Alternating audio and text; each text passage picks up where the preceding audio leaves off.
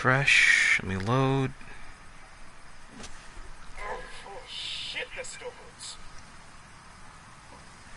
Okay, it should kick in shortly. Anywho, alright, let us begin. Take 2. Okay, viewers, fans, and subscribers all the same, welcome to the next podcast panel here in the Transformers community online. My next interviewee here is going to be from the Transformers community, also presently of the Overwatch community, formerly of Elite Overlords, and the founder of the Pride of Fastoon. I'd like to welcome to my next podcast segment here, the founder of the Fastoon, the Wolf himself, Ethanlam222. Ethan, how you be, man? Good. You? Oh, I've been good. How's everything been since the last time we had a chance to sit and talk? Never. Unless you count like a couple of days ago. And we like talked a little bit, but yeah. I don't think we've ever talked, to be honest. There was a couple times back on PlayStation 3, but I can't recollect how long ago it was. I don't think I ever like used a mic to talk to anyone, except for like clan battles, and like that's pretty much it. We're doing like group chat or something. I'm thinking, because I remember I met you back on Destiny 1 back on PlayStation 3. Oh. Yeah, maybe there. Wait, hold on, check your settings. Grimm's is, wait, hang on, check your settings real quick, because ACW Grimlock is in the chat right now. He says that he can't hear you. Party settings. Go to party settings, and Always always allow it. allow. Yeah, it's on always allow.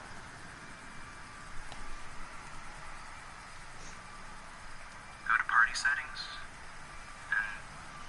and always allow. Hang on then, why is it that... My mic is usually pretty quiet, I know that. Try to turn it up. Because his volume is very low. Oh, yeah, your volume might be very low. That might be it. Yeah. I don't know how to turn it up. Like, people usually like tell me I'm quiet, but like I don't know how to fix it. I've had it at max before, so I don't know how to fix it. How high is it up at the moment? Probably at max. I always have it on max because like a lot of people usually can't hear me. Alright, because I'm pulling up my stream now, and even I can't hear you. Let me check my audio settings.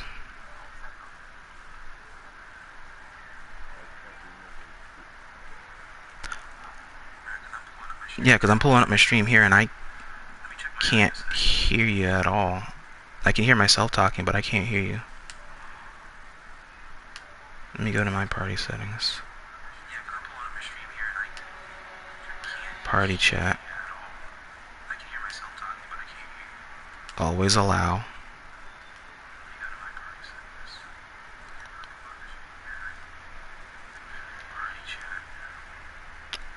Okay, try it now. Try what? Like switching my thing back. Yeah.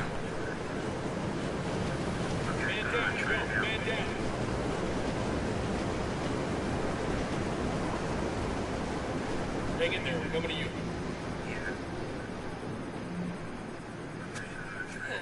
Son of a bitch. We could try like creating another party. That might like glitch out sometimes. Okay, let's try that. Start up a party and then invite me.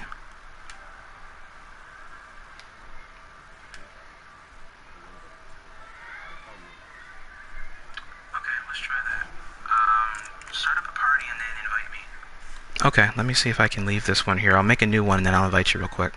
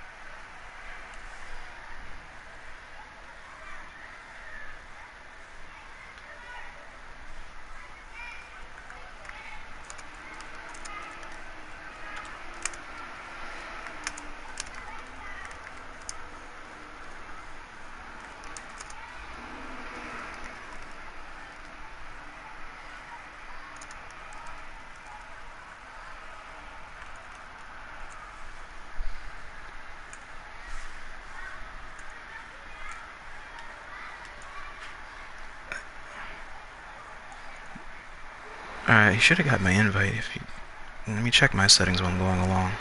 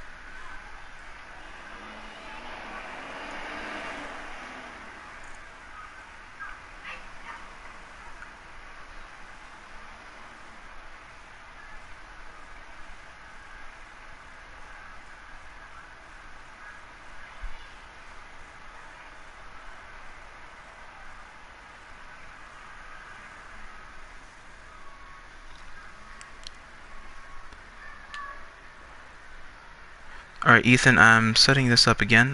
Try this and try to rejoin. Because if our settings are the same, then it should bring you up.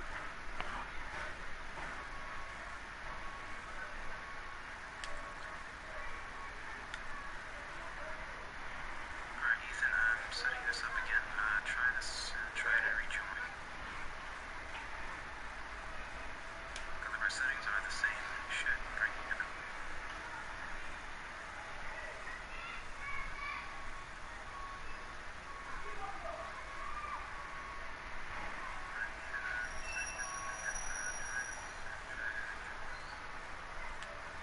Let's see.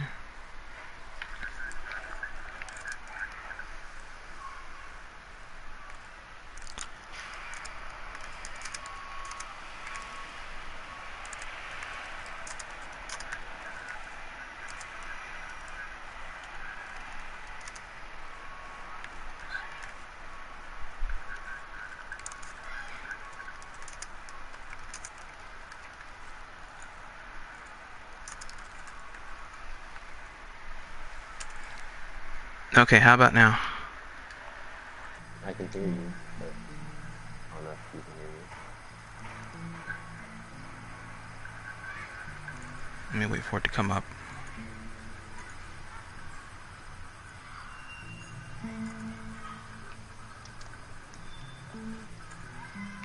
Okay, how about now? Wait, can you hear me at all? Or like... Okay, yeah, I can hear you now, but it's very, very low.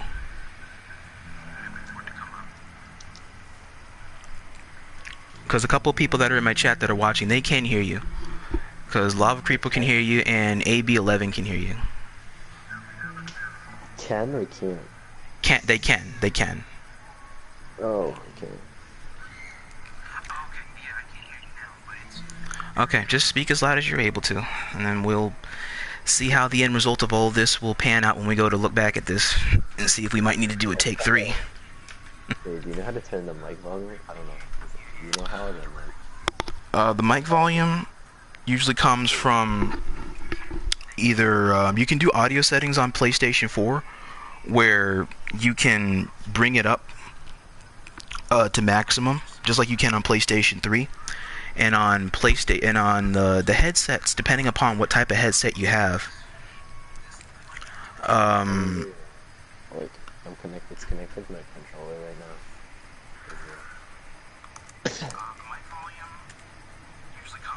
now. Okay. Alright, but if we're all set to go, let us see if we can't try and head into here, and hopefully we won't need a take 3. Can you hear me any better now? How about now? Oh, nice.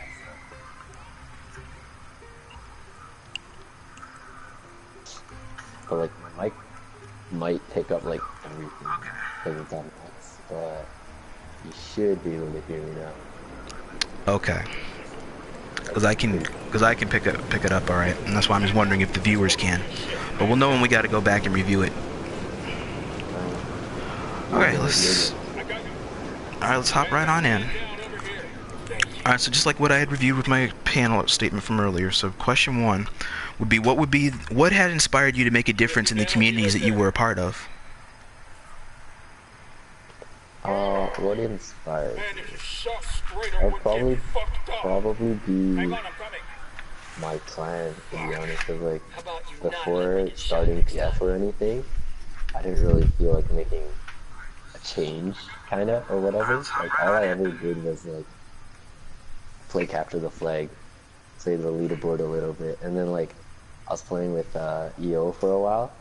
But even then, like I played in like 1 or 2 clan battles, I'm pretty sure. But like I didn't really feel like I made a difference or anything at all, or anything that inspired me to. But when I went on to like make my own clan and like had the help with AB of course and like some of the other originals, like I don't know, that kind of inspired me to like bring a new clan up, bring some more competition to the scene, and like yeah. So like the first year probably I was really into it. I was like with the clan, I was trying to do everything I can. I was trying to set up clan battles and stuff, and like I don't know, just make the community more active, kind of. Because like one of the reasons I created the clan was because it was kind of the age where clans were dying off, clan battles weren't seeing anything. So I felt like Yeah. starting a new clan could really like pick things back up, kind of. So that was the main goal, and I felt like in my kind of FOC period, that's probably where I made the most change. And the inspiration for that would have to be my clan. So Pride of Fastoon inspired you. Yeah, pretty much. Like, because before that, I didn't really do anything, to be honest. Like, anything impactful or, like, felt the need to do anything impactful before my clan, so. Pretty much that. Altogether, I mean, Pride of Fastoon's impact was really historical in the community. So, I mean, if they inspired you, and then in turn, your action inspired the whole community in a sense, and Hopefully. the TF community really thanks you for having shared your dream with the world. Because it went from being just a group of friends to being one of the most destructive forces of all time. Pretty cool. Like, I like how much our clan grew. I never intended for it to be, like, anything major, but it did in the end. I'm pretty happy about that. It's funny to think about the road less traveled, ain't it? Yeah, of course. And, like, obviously I have to, like, gotta give shout out to AB, because the man did so much. Like, he's pretty much, like, he doesn't call himself leader, call him second in command, stuff like that. But, like, honestly, like, the clan wouldn't be as, like, successful as it was if AB didn't, like, put so much work into it as well. Like, he did so much to help me out, too. You and AB make a very good team. I'd like to think so. Oh yeah, and like, what else?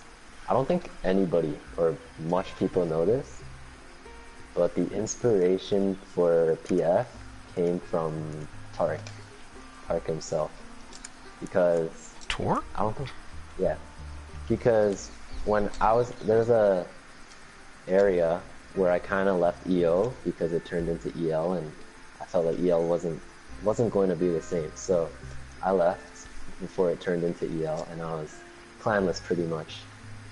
And like there were some clients trying to like recruit and stuff like that, but I didn't really want to join a clan or anything.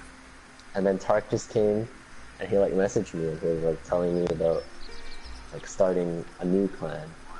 And then the more I thought about it, I was like, well yeah, it'd be a pretty good idea. Like I got enough close connections to kind of like make a clan. I know some people who aren't major players like of the game back then who could be part of the clan.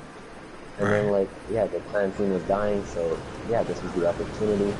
And probably because of Tark's suggestion that yeah exists. So yeah, that's just a little backstory. I'm pretty sure not much people know about that. Might as well put that out there. I know you have like a video of PF or something out there. I'm not sure if you have that in there. And thank you so I much can for tag the it. video. I can tag it to this. No, I didn't know that. I know that well, since I do recollect from what it is I could find on the records on GameFAQs.com about Elite Overlords, that it was a clan consisting of about 30, 40 something different members, and then when Torque enlightened me on the backstory about that, I'm thinking, God damn, that's enough to make 4 other clans right there. Yeah. And in a sense, I guess it kind of did. Yeah, the original EO was like huge, and like LSE came, so like that kind of cut them down a little bit, and then like I forgot what else, but then like there was a point where EO was pretty small, and I was part of that, and like I made like a video, kind of a quick YouTube video for like our clan roster, kind of, and then kind of after that, that's when like the suggestion of making my own clan came out, and like I followed through with it. Okay, because I know out of EO came LSC, EL, Pride of Fastoon, and I'm not sure if there was something else that, or if there's something that I'm missing. I'm not entirely sure if it was just 3 clans. And then the others kind of became ambiance, or either went to ACW or EL or a lot of that. Not entirely sure. Because I was going to think about KMM, but that came way before EO, because KMM pretty much went into being EO, didn't it? I thought it was ILH or something. I'm not sure. Or I was. Oh, okay, ILH. Sure. Yeah, I'm pretty sure it's ILH. Okay, it's just the facts about those I haven't gotten straight yet, so I haven't had a chance to delve too far into Fall of Cybertron's clan battling records that are already on record, to try and figure out what came from what. Could probably ask Numpties if you get the chance, because I was like one of the first members, and that was because Numpties asked me to join, and like Numpties is like the original. Like, Numpties is one of the oldest of the old, without a doubt. Yeah. Like the EO squad, like back then when they first recruited me, like when they first started, was like Yago, Star Wars Boy, Numpties, Over Headshot, Dragon, I think. I'm not quite sure about that one. And then, Dragon 1190. Oh wait, that was the other one I was thinking of that came out of EO. LU. Oh yeah. Yeah, Legends United. That was one I was missing. Oh yeah, that was because that was that whole thing between SWB and LM that sparked that whole LU resurrection. That was the 4th thing I was thinking of. I couldn't put my finger on, because it didn't last as long as the other ones, but it made a really huge impact for as long as it was around. Yeah, of course. Okay, question 2, which is, how has the online community affected you all around? All around. I have to say, FOC is probably the first like multiplayer that's like shooter based kind of. So that was the first time I got into like shooting PvP kind of.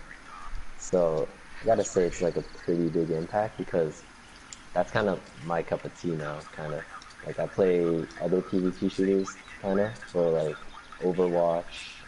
I play a bit of Destiny PvP, not as good, but like mainly Overwatch now. So like, yeah, it really like shaped up to be like the gamer who I am now, because like it was the first game where I played PvP. So like, yeah, I guess it was pretty impactful. I don't know what else to say.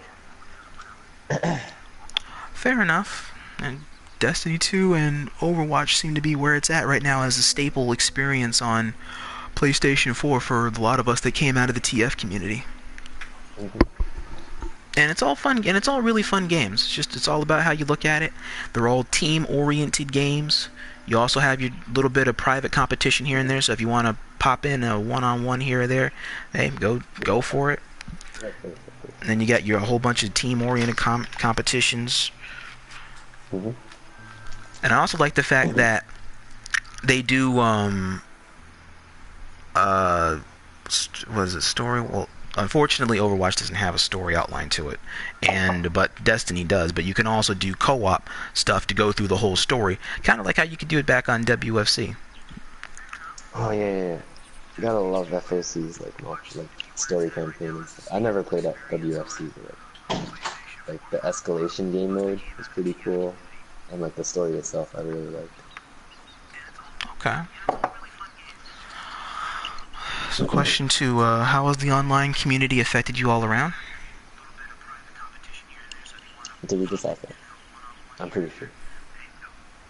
Okay. I just wanted to be sure if I we answered did it cover that one. wrong. Wait, maybe I answered that wrong. Community. If I think about it as a community point of view, probably, how do I say it? Well, for one of my closest friends I play with now is from the FOC community, Electro Spikes, and like, we just got to know each other at like a more personal level because of the community. Like for my clan, at least the people in my clan, but like the community overall.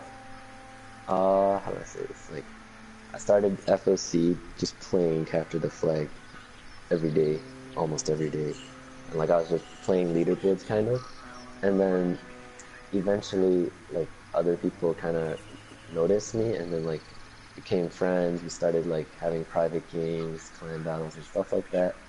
So like we really I really like this community kind of, cause like it's a really close knit community compared to other games I play, and it's something that I appreciate because like everyone knows each other pretty much, and like there's competition and like unrelevant and like unnecessary beef that some people start up, but like Yeah, there is that. in the end, it's like we're all playing the same game and everyone's here to win. It's like community's really close knit. That's something I appreciate. Same, because it seems like that this love of this game and the love of trying to keep the community growing and keep it going, it keeps us all together. Even if we don't play it anymore, we're all still in touch between Game Facts or the main chats, Dolphin Boy or Yugle or PS3, PS4. We all still seem to be pretty close together. Even those of us that we hate each other, we love to hate each other. That's true.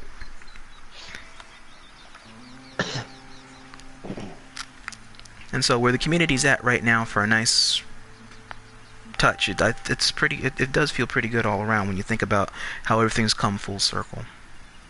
Well, I haven't been like playing FOC or like Game Facts or anything in the past, like I don't know how long. But the last time I checked like Game Facts, there was still like some stuff going on. I just kind of laugh about it because like everyone's still, you can kind of tell everyone's still like just trying to play FOC, to be honest. Okay. Question 3. What's your stance on hackers and commonplace cheaters? Well, of course, like I don't support it or anything at all. Like I know some people like do stuff kind of like glitch hunting or whatever, like hunting ghost glitchers and stuff like that. I'm not against it or anything, but I just think it's unnecessary. Like you're not gonna like you killed the hacker a couple of times, you caught the ghost glitcher, you like told him off for it, like, but in the end they're not gonna do anything, right? Like, they don't care that they got caught. They know that they know that you know they cheat, and like they're not gonna change, right? So like sending out hunting parties or whatever back then to like find them and stuff is like unnecessary. Like probably like try to report them towards like PSN or something, and like I guess because like I know a lot of people like just go out of their way to fight ghost glitching, but it's like you can't really do much about it. So like There are times where there are some glitchers that are persistent, but if you stay on them long enough, they kind of get the ideas like, hey, I can't really go into this spot to ghost glitch because there's this other guy over here that seems to know exactly where to find me every single time I go into this spot. So maybe I shouldn't go into this spot. Yeah, that's the thing.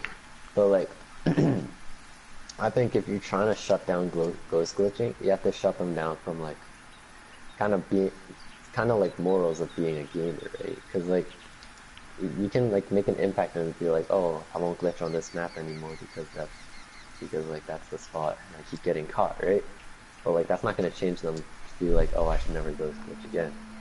So like, yeah, that's just what I mean. I don't support it, and like I'm perfectly fine with people sending like fun parties or whatever to like specifically kill ghost glitchers and hackers all the same, but like Yeah, I've been a part of my share of them of glitch hunter parties. I've been a part of my share. They're fun, but at the same time, it's so much beautiful drama that comes out of bullshit. Yeah, and, like I don't know, I feel like it's kind of pointless in the end. So like, that's just my opinion.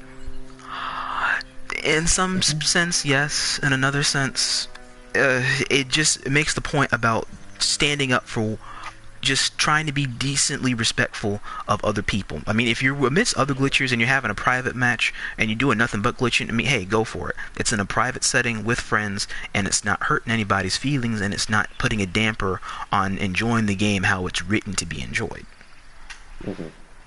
But then you got those that just do that impose on other people's good times or general play time, or other kids out there that are enjoying the game, or older fellows like ourselves that are going back, playing the game with friends just for the heck of it, and it's ruining good games just because they don't care.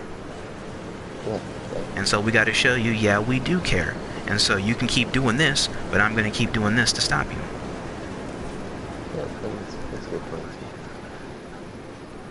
I'm not against it. Like, I myself, I've like run into a hacker before, and like I wasn't out of my way like hunting the man, but like I was trying to like kill him, right?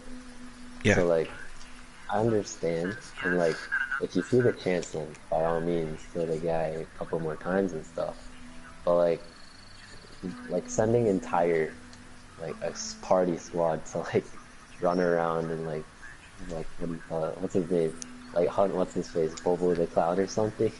I know that happened.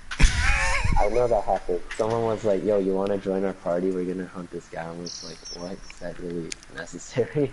Yeah, a couple people on GFAX told me about that when he came back on GFAX all of a sudden after all these years. And that's why I'm just thinking, I was honored to meet the guy, but if I had known he was a real hardcore glitcher like that, man, I would have taken my handshake back. Like, dude. Yeah. I mean, props, but at the same time, that's so bad. Yeah. He's one of the persistent ones who didn't really care. So yeah.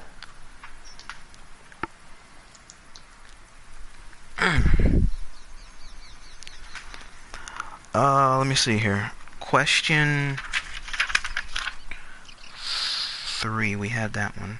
Question 4, which is question reiterated. What is your stance on individuals that have had to bend the rules, seen or otherwise implied, to achieve a goal or prove a general point?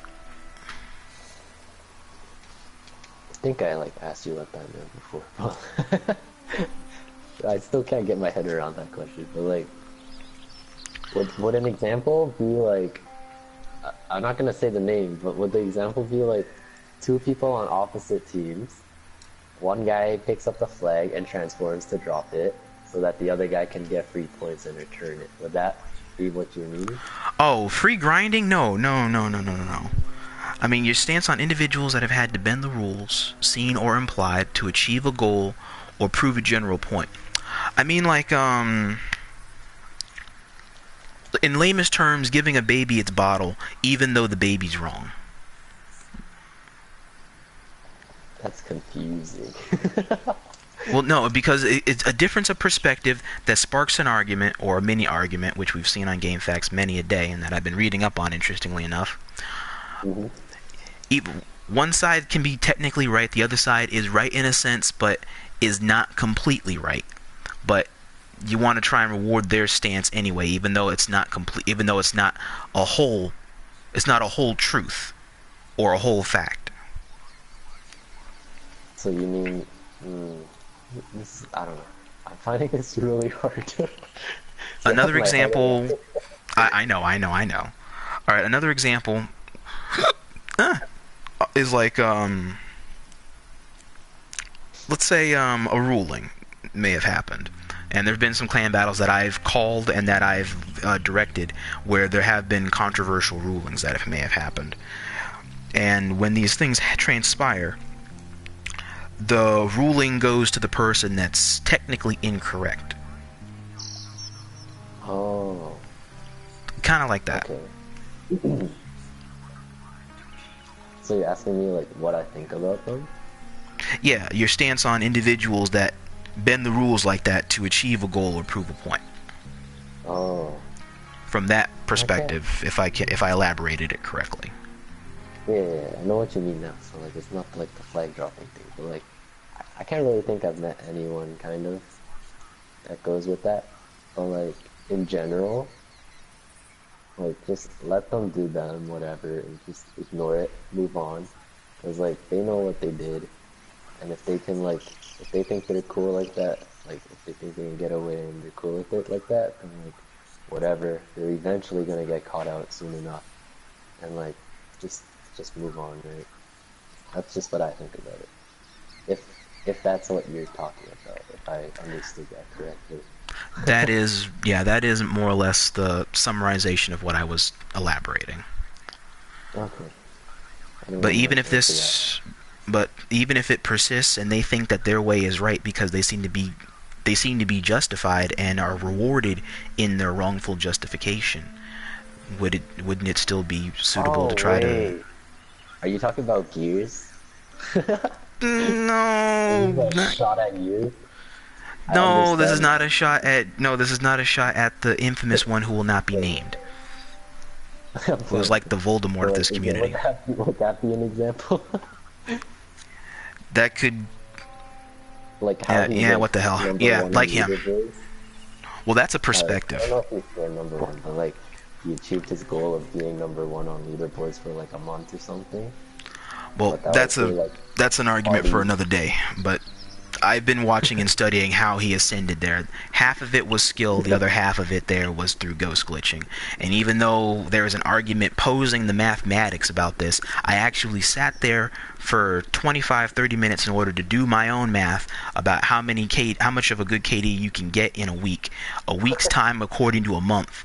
Over the time span of 6 months to a year, and this is approximately for 2, if not 2.5 years since Numpties retired the game, in order for him to systematically catch up to him in that allotted amount of time, in juggling both systematically back and forth, in addition or excluding somebody else likely being on his account, and that's always a variable. That's the only way he could have pulled it off. That's a lot of dedication. If you want it that badly, you make it happen. I guess. I mean, I can't believe anybody would want to go through that much trouble, but if you really want it that bad, you'll do it. That's all I've ever had about that. That's a perspective that can borderline my outline here, but not completely. Like another example here would be like clan battle rulings.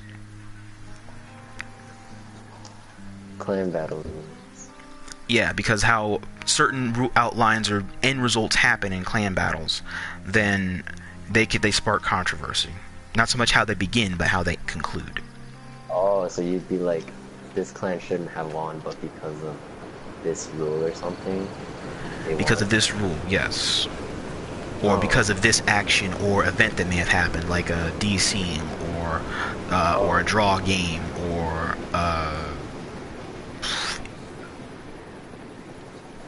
item possibly being used. Many different factors that can transpire. I think generally the rule is like if there's any rule breaking, then that should be like, what do you call it? A forfeit. Usually that's what the rule is, right? But like, It's about like a also, forfeit short of a DQ. okay, yeah, it depends. Like if someone's like using like some banned weapon and they won't stop or something, then yeah, forfeit. And like if it's like, what do you call it? I'm trying to think right now. What am I trying to say? Or just go with a rematch, honestly. Like if there was a DQ or something like that, like, or a DC, I mean, you can just have like a rematch, honestly. But yeah, Okay, that's what I wanted to if try and it get your happens, opinion on with that. uh, Like, I can give an would actual example from my own past experiences if you want to try and give you some enlightenment. yeah, sure, why not? Okay, take a clan battle that we had last year, my team, that we had with no, not even last year, the beginning of this year, like the one of the very first clan battles this year. With we had it with CEG before they disbanded. Yeah. CEG, that's A77's group. Mm, okay. Okay, we had a controversial outline that we both had to go to Aswin about in order to try and gain a perspective on who would be right and who would be wrong. Go to what? No, the way that the clan battle had ended was it started off with capture the flag. It's how it begun and how it ended. It started off with capture the flag. The match and the conditions there were excessively laggy for the entirety of my team and for two members on their team. Mm-hmm. And so when the match ended, CEG won that one 5-0. Everybody was not really happy with the way that clan battle that session had ended, and so we all asked for a respective redo. Okay. They had complied to the redo if there was time, quote unquote. TACT had complied to the redo, and so for now, that particular decision would be to one side. Next, we started into For the redo or like. no, decision would be to one Oh, side. so It would be kind of the ruling on that match would be suspended right now until the redo session can happen. Okay, I think that's like fair. And then we went I think into that's Conquest. Conquest, they won that one, and Team Deathmatch, we won that one. And then when it came back around in order to redo the capture the flag segment, suddenly he went back on his word and did not want to see through to redoing the session that everybody had already agreed upon redoing. Oh. Because he felt that the match had already reached a decisive point, even though we all had agreed that this would not count either or, and we would find a host that would be minimal laggy conditions towards everybody. Mm-hmm. He Okay, wanted to so. fight, but he fought for the decision in order to stand as it was, so we went to Aswin. The reason why it was on such a timed schedule, or supposedly timed, is because he had someplace else suddenly that he needed to be at, as did I. But at the same time, I'm not going to stand and try and argue about bullshit when it's not, when it doesn't have to be like this. You want the win out of no, you want the illegitimate win, just so that way you can say that you beat it once and for all. Yeah, so. If you want to go on ahead and beat us and capture the flag, which is doable, then yeah, that's fine. But I want it done where it's the least laggy bit of connection that's doable. That way nobody complains about it. If there's a winner, a loser, and we both walk away, tomorrow's another day. But he wants to stay and keep going on about this. Because he keeps saying, 1 second, I gotta get ready to go, but he wants to stay in there and argue. I was like, the time in which you say that you need to get ready to get the hell out of here, the time you need to take to get out of here, you keep trying to put up an argument with me. So you really don't have any place you need to be. Mm-hmm. I know what you mean. And so that's why I just went on ahead and gave Aswin my 2 cents about it, told him the outline of it, told him the ping outline, the connectivity status. I'll leave it to GameFAQs and the rest of you guys to do that. I'm going to be out. If it becomes a controversial note, I'm going to be the one that represents the entirety of TACT and say, just give them the match. I don't care if we win or lose. I'm not going to have controversy stew over a needless difference in perspective. Give them the win, and I will walk away. That's a good choice.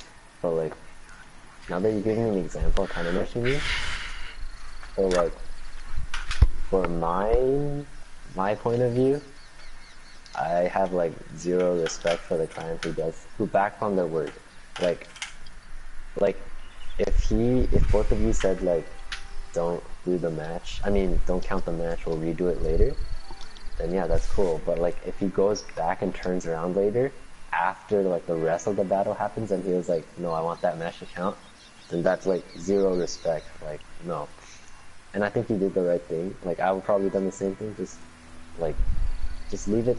Try to like do another match another day, honestly. And like if another day doesn't work and like they really don't want to reschedule another day, just like post results on GameFAQ. I think people do that still. I'm not sure. I'm not usually the one that posts anyways. But like post, you can post on results on GameFAQs and then like the whoever's out there will like see it. Like I don't even know who still uses it, but like the people who are on GameFAQs are like probably Yeah, there are still lots of like, people they're all that reasonable. If that's the situation you're in, like they'll realize that and yeah, like if you're still doing that like leaderboard clan battle thingy, then like just not give your team the 3 points. Like do the rematch, and then if it doesn't go back, then like just give both teams the same amount of points because like because of the lag thing, it doesn't. That actually kind of reminds me because back then, PF had a match against like EL in like Strax's tournament or something. oh, back in that And CBL like tournament.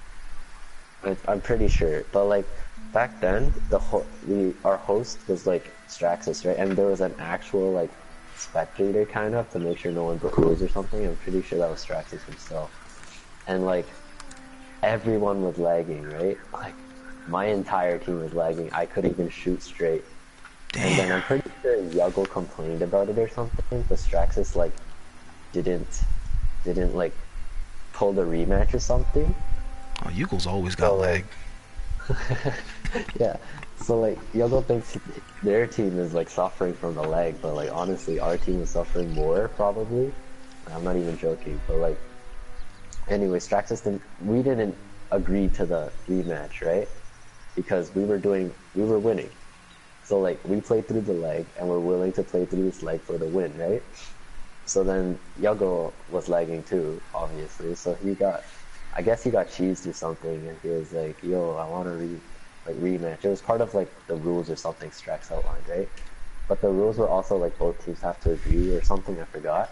Anyway, Strax didn't rule out for a rematch because none of us on our team said to rematch.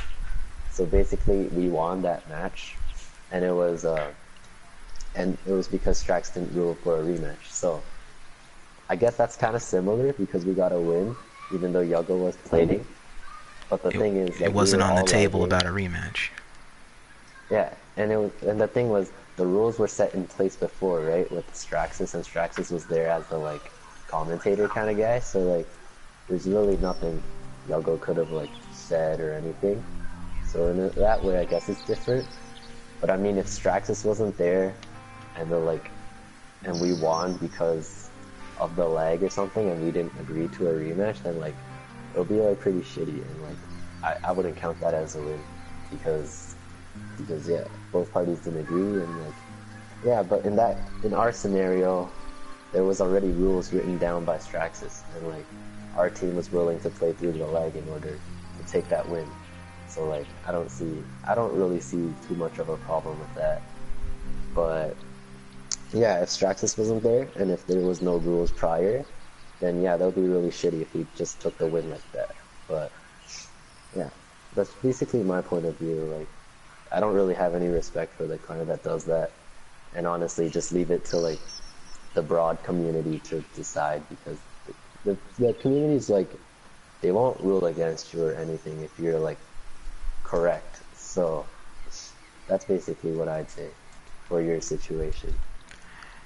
Yeah, because a sense of decency kind of plays in there. Yeah.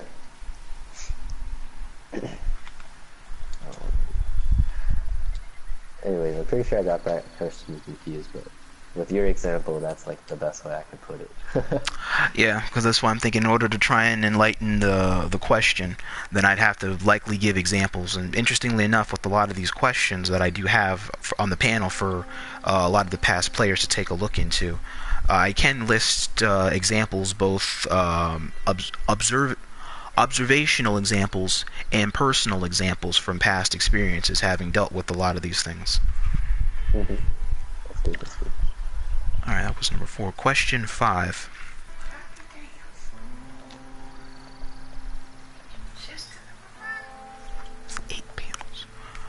Question 5. Does leaderboards hold sentimentality for you? Yes.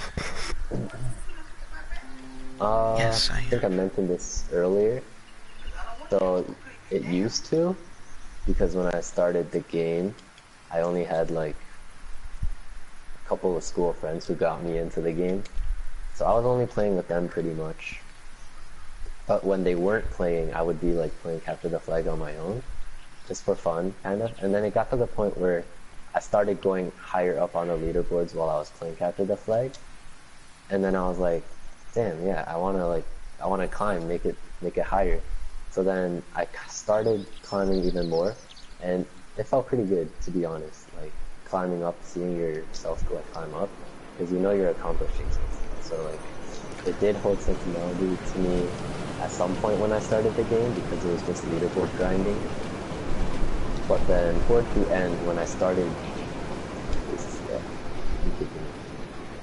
anyways. Hello there, friend. Hello. Hey, this is Ethan, not to disrupt you real quick. My friend, this is a private session currently going on. You can stay if you wish, but I'm in the middle of interviewing Ethan here for a podcast that's going on at the moment. Yeah, I'll just, I can't hear. You can kick him if you want. It's all cool. No, I'm not going to kick him. No, anybody who joins, you're free to stay. I just wanted to let you know what's going on. You're good, friend. You're good. Can you hear? I can't hear him. Is he talking to you? No, he was talking earlier. Oh, I can't even hear him. Alright, it's cool though. Okay, so to reiterate, so when you first started playing, leaderboards did hold sentimentality for you because you were climbing the ladder on Capture the Flag. Yeah, and like, and it felt good. So like, yeah, it meant something to me to be high up on the leaderboards because like I just started that game kind of, and I think I mentioned earlier that was like my first PvP game kind of. So yeah, I felt pretty good about it, and it kind of meant something to me. But then towards the end, when like I just joined EO and like, what do you call it? Like got involved with the community more. It just became more of like playing the game to like play private matches, play against friends, play against some people that I usually see against in CTF. Like I can't who can I give an example of? Like some frequent CTF players that I play against, like one of my closest friends would have to be like Omega? I played against Omega, yeah. But like for example, I don't think people remember these names, but like I still remember them. But like Agar Zave, BO2320, like Neptune. I'm pretty sure people know Neptune still. But like boy, yeah, Neptune. I remember him. Yeah, but basically towards the end when I started getting more involved with the community, I just played Capture the Flag to like play with these guys, play against these guys, run up against these guys, and it wasn't really a leaderboard thing anymore. And then yeah, I just kept playing, and then later on doing clan battles and stuff like that. And honestly, I was just playing to have fun. Like, I didn't really care about leaderboards towards the end. And, yeah. Okay. You cared about it at first because you were playing with friends, yeah. And then after a while, when you're not playing with friends, then it didn't really matter. Oh, no, like, how do I say this? Like, I cared at first because the friends I played with at school didn't play as much, right? So, yeah. Basically that left me to like solo queue by myself a lot of times playing Capture the Flag.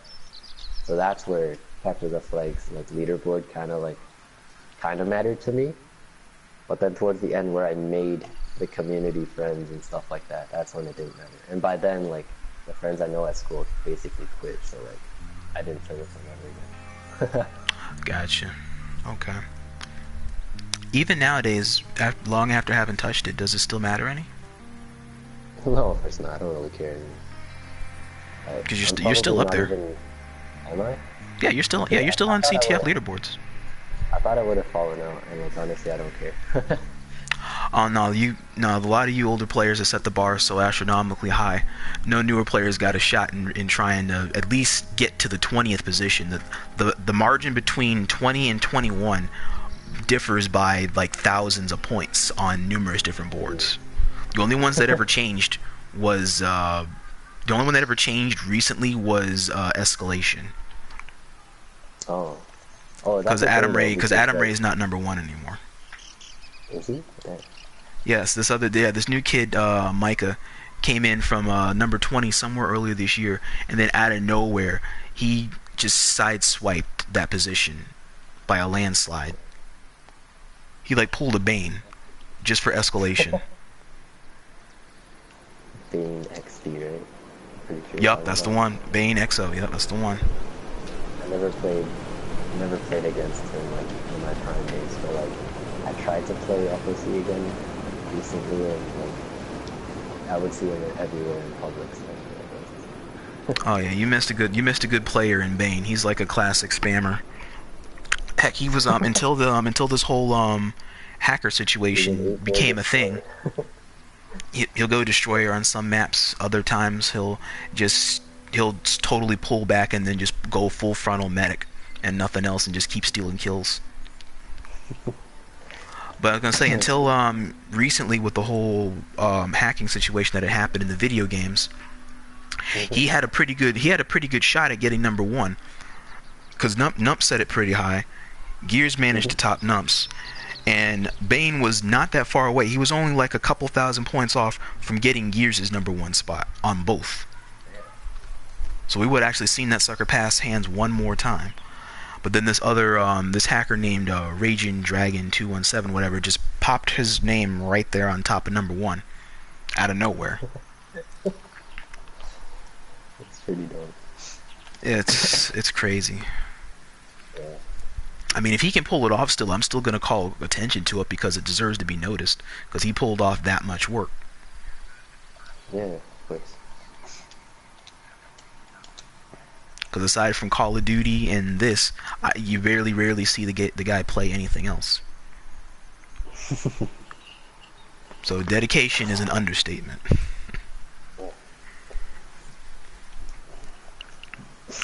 Okay, question 6. Have you had the chance to play for a clan or a gaming group of friends? Yeah, of course. I started PF, and we're pretty close-knit and stuff.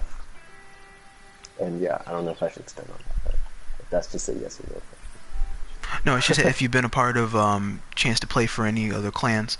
It's a yes and no, and you can also name past clans you've been associated with. Past clan? Probably just EO. I was only ever in EO, and then kind of left, created PF on my own. I mean, not on my own, like with help and stuff like that. And then basically grew up with PF, so like those were the only two clans I've ever been in. Like EO was probably for, when did I start? I think I started in like 2013 or something. So like probably 2013. 2 years maybe, pretty sure. And then like I was with PF the rest of the time. So yeah, that's like the clan history. Been playing with PF ever since, and like, I kind of, honestly, I would still be playing with PF, but like, there's like a lot less games I know, and like, I don't even have my PS3 anymore, so yeah. So I thought that might have been the case. Yeah, I don't have my PS3. Like, I don't even get on PS4 much anymore, but like, Because last time you and me played PS3, I know we were doing Destiny because Jacob was there, Jacob the Usher. Mm. And he invited me to the lobby because he saw that you were on. Mm-hmm. I think we still wanted that 1v1, right? I did still want it, and we never had a chance to hop into it. Maybe sometime. I mean, just life got away from us, and we never had a chance to hit the 1v1. At some point, I guess, if I like ever get a PS3 back, I'll message you up. If you ever get it back, or if you have it on PlayStation 4, you can take a look into that. Or I can or I could probably meet you halfway and see if I can get good at Overwatch, if I can find a way to get a download of it or a free copy of it or something. See if we can hit up a 1v1 on Overwatch. If you want, I'm down. We will see what will be over time, but my 1v1 days are kind of out the window at the moment because my PlayStation 3's controller is kind of shot, and my recording equipment also kind of in the air for my laptop, with my laptop being unresponsive. I took a step back from doing one-on-ones indefinitely for the time being until I can get everything restored or brought back up, and then I'll open up shop for doing one-on-ones again. That's good. Because the last one-on-one I did that I documented was, I didn't get a chance to put it out. It was two last one-on-ones that I'm trying to see if the information can retain itself so I can put it back. One of them was with Helen a Beat on Dark of the Moon, was when I fought her in a one-on-one. Because she had wanted to see what it is that I could do on the grid there, because that's what she knows best. Dark of the Moon. Yeah, back on Dark of the Moon. So yeah, I fought her in a one-on-one. Cool. For what little that my controller could go into. That one I lost all three different ones because she is very good there. Cool. And then the other one was actually what led to all my controllers actually going out on me, because I blew through all my best controllers for that match, was when I went head to head against Straxus Prime on WFC. That's cool. That's cool. Yeah, Oh man, Straxus, damn, Straxus did not go down. Because I came so freaking close to beating that guy. So close. And then the leader match we had, I got destroyed. He knew the whole environment inside and out, popping me at so many different places I didn't even know where to begin to look.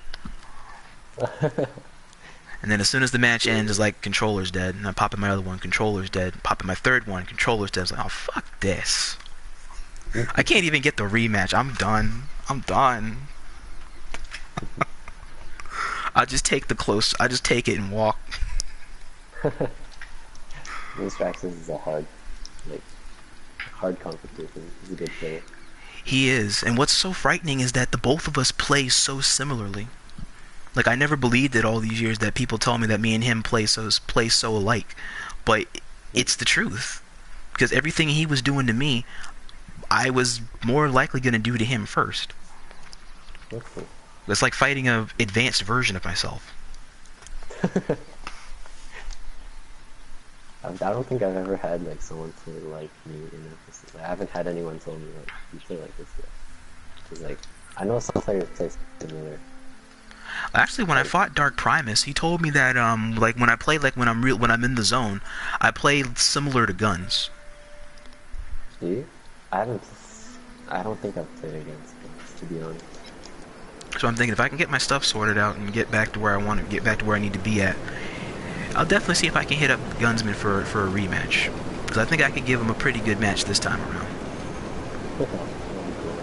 Depending upon whenever he's free, because I know he's got college and whatnot going on right now. And whenever he's online, he'll play TF mainly for the clan battles, or he'll probably hop on some FIFA. That's cool. FIFA. Yep, with the soccer. Question 6. Ah, damn it, wait a minute, I already did go into that, because I was about to say that it extends the question.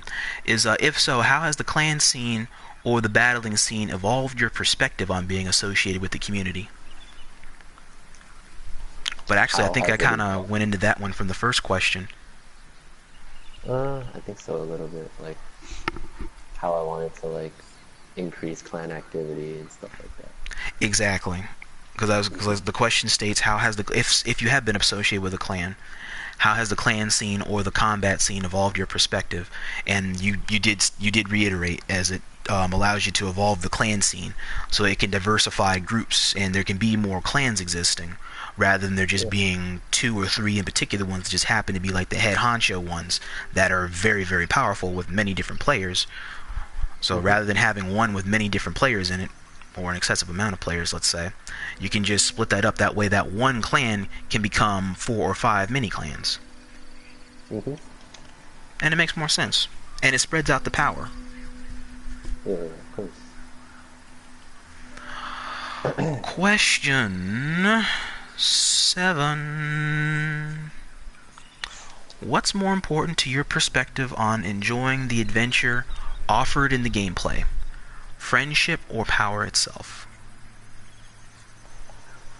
Oh wait, I think I answered that. Oh wait. This is really similar to that leaderboard question, I think, when we were going over it, right? Yes. Yeah. Basically, power as in like just playing to play, right? I'm pretty sure that's what you said earlier.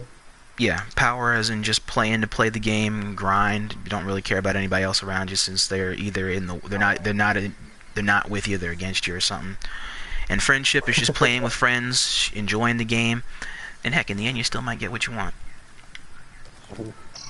Yeah, I think that's pretty much identical to the leaderboard question because, like as I said before, like I started the game just playing leaderboards. I really didn't care, and then towards the end, like when I got involved, like I just played to play in private matches, play with friends in time battles and stuff like that. So yeah, and if you're talking about like present, then it'll have to be like playing with friends for sure. Like I don't play games to just play games anymore.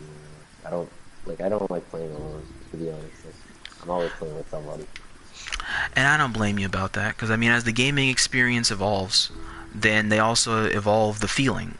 And so playing video games and single player games is fun, but it's also just more rewarding sometimes just playing online with friends. Yeah, please. Okay. And question 8, which is my final question on the panel, is what's your advice to the newer generation of players seeking a great online adventure to be had? And it's okay, I remember you stated that you did have a differing opinion about this particular question, so I mean, just be honest. Alright, so basically my opinion would be like stop trying so hard because I know there's players out there, the newer players out there, and they're trying really hard to like kind of like fit in with like the players who are already seen as elite. So like they're trying really hard. They're like, look at me, I set up a clan. Look at me, we're doing this and that. And like I know there's a lot of like clans out there. Not a lot, but like there are so many like names. Like last time I checked on GameFAQs, like there's so many like different clan names that I don't even recognize. And like so like they put their roster out there, and I don't even know like anybody in that roster. So like, and like I just there's just this sense where they're trying too hard to just join in. Like it's not necessary, as I said before. Like I don't think it's necessary. Like if they're trying really hard, like of course go for it. I'm not gonna discourage it. Like there's no point to try that hard. Like, if you're good, if you're doing well, if like what you're doing is fun, like you'll join in eventually. Like people will notice you, people want to add you, people want to play against or with you, and like you'll just make it in. There's no point trying so hard. Just play, just enjoy the game, and like if you really want to like join into like be like kind of more elite community, then like you'll make it there if you're just playing and having fun and you're doing well. Yeah, because when you're having fun, then it'll help you get better in a sense. Just playing with friends. Playing with friends do help you improve in ways seen and unseen. And I mean, like, if their end goal is really to just like join into like the like kind of more elite part of the community, then like they can always just practice or like play against, ask to play private matches or something like that, like, and just to get better. And I think I like mentioned earlier with you, like everyone who's like one of those new players trying to join in is like an A4 destroyer, right? Because like 60% of the community, yeah, you kind of hit the nail on the head on that one. Yeah, you can't be bad playing an A4 destroyer, right? So like you get good scores and stuff, and so then I just feel like when they're playing A4 destroyer, they're just like, look at me, I'm good too, and like honestly, I just feel like that's really unnecessary, really pointless, and It's like you think you're good. Yeah, just like if you're good, like you'll get recognized, and like if you're not, but you still want to join, like if you're like a really like what can be a good example? Like what's his face? I forgot his name, but I remember this guy really well, and I'm sure like every capture the flag player knows his name, or like knows about this guy too. But like, all he ever does is stand on a flag and run straight to the point. If you kill him, he'll fly back in, stand on the flag, and keep trying. And like, there you go. Whoa. He's not even. Yeah, I forgot his name. I can't pin the name right now. There's a But every CTF capture player the that flag plays like that? Yeah, he's not in the top four, but he was during like prime time, like he was like one of those players you would see a lot, and every game he would literally just play objective, and like that's like one type of player that everybody recognized. Like that's what I mean. Like people just recognize him. He wasn't like quote good. Like his KDA was never good, and like he barely even stopped to shoot people. So like, But he was determined. yeah, exactly. So like, you didn't have to be good, but like, in your own way, people will notice you. And so like, in the end, just play how you want to play. Like, don't try that hard. Like, you'll get there if you want to. Yeah, but a player like that has like that type of, even though he's not good, has that type of commitment to where he's good at that game mode. Even if he gets killed a lot, he's good at that game mode because he goes straight for that sucker and nails it down every single time. Even if he gets killed, he nails it every single time. Yeah, it's not like a bad thing to have him on your team.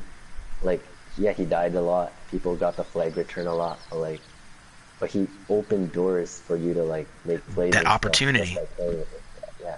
Yeah, So, all those like, different times he grabs it, it does create opportunity because they're going to keep focusing on him. They're not going to pay attention to other people. Mindset exactly. broadens. Yeah, so you can just get like a team wipe when they're all hunting the guy down, and you just pick up the flag from there and keep going. Or just escort the guy because you know once he spawns, he's just gonna fly into their base again. So There you go. Knowing how your teammate plays, and it plays right into a good move. yeah, exactly. That's what I mean. Like, I tried inviting him before to like the PS3 chats and stuff like that. I'm sure other people have too, but he's never joined. And I think I messaged him like once, and he messaged back. But like he doesn't intend on joining like playing private matches and stuff like that for the sake of it. He just But likes it's like, public. Yeah, but I like recognize him kind of, and like, and yeah, we would be like, if he ever messaged back or like was down to join, like that's basically like that's how you kind of get in without like just trying so hard to get in, right? Like I think it sounds really like weird because like I'm talking about how you get into like community. Like no one's gonna say no, join in. Like we're not gonna say no, right? But I mean like trying to fit in, saying that you're a good player, because like the majority of the community are good players nonetheless, right?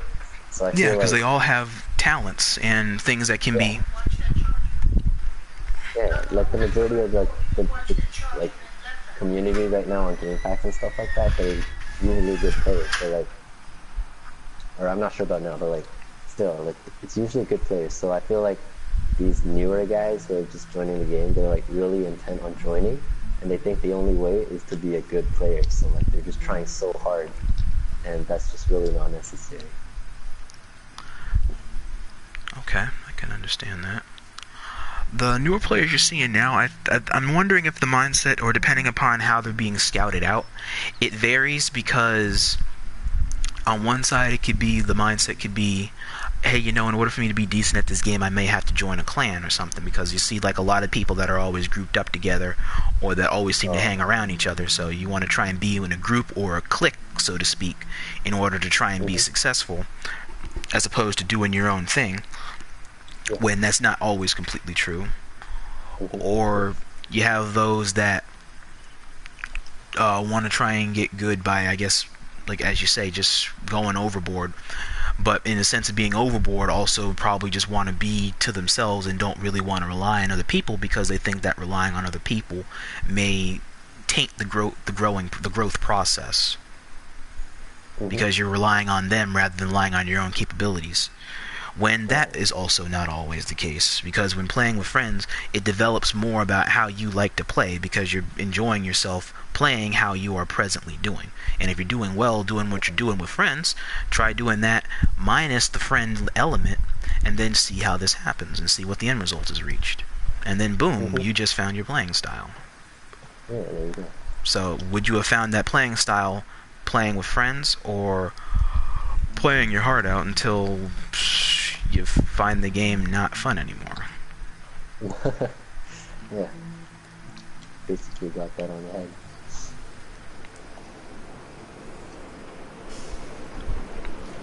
Okay. Was there anything else that you wanted to add to that for the newer generation of players that are online that we know in the community? Are you talking about like recommending and stuff like that? No, not recommending. But just if there's any other advice that you want to give newer players, if there's any more advice I can't to the think newer. of much right now, but like as I said before, just play the game, just enjoy it. Don't try so hard to fit in by playing good. And like if you're only playing A4 Destroyer, try a different class and you might love it more. Because like I feel like a lot of those players are playing A4 Destroyer for the sake of doing well, and yeah, that's not the way to go. Just try a different class and stuff like that. Just enjoy the game. Don't be so dead on just trying to do well so that you will get recognized. That's pretty much it. Okay, recognition will come normally over time. Mm-hmm. Like if you just play a lot, people are bound to like be like, oh, this guy's playing again. I played against this guy a lot. So yeah. Okay, then I guess that will conclude my community podcast segment. And I guess from here, I will see what we can try and do to rendezvous some more in the future between playing some Overwatch and playing some Destiny 2. Yeah, it'd be cool. And see if we can get a chance to talk some more whenever it is you're free. Yeah, of course. Alright. Okay. Well, Transformers community and online community all the same. You heard it firsthand. From me and the Wolf of the Fastoon to you. And so on that note, I will conclude the podcast here. And as always, my friends, till all are one.